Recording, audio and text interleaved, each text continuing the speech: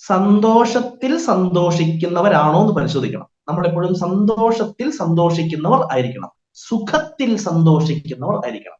പൗരാണിക ഭാരതം പറയുന്നത് സുഖം ആണ് നമ്മൾ അന്വേഷിക്കേണ്ടത്.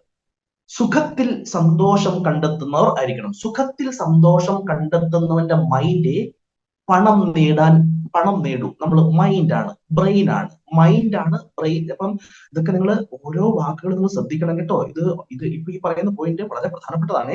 കാരണം എന്താ പറയാ, ഞാൻ നേടും, എനിക്ക് നേടണം, ഞാൻ പണം നേടും എന്നൊക്കെ പറയുമ്പോൾ നമ്മിലെ ആ നേടുന്ന അവയവത്തിനെ നാം വ്യക്തമായി ഒന്ന് മനസ്സിലാക്കണം. അത് ബ്രെയിനാണ്. അത് കണ്ണോ മൂക്കോ നാക്കോ ലിവറോ അല്ല, ബ്രെയിനാണ്.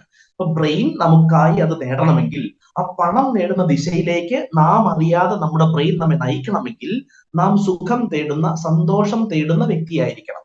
പലപ്പോഴും എല്ലാവരും ചിന്തിക്കും, എല്ലാവരും സന്തോഷമല്ലേ തേടുന്നത് സാർ എന്ന് ചിലപ്പോൾ ചോദിച്ചേക്കാം.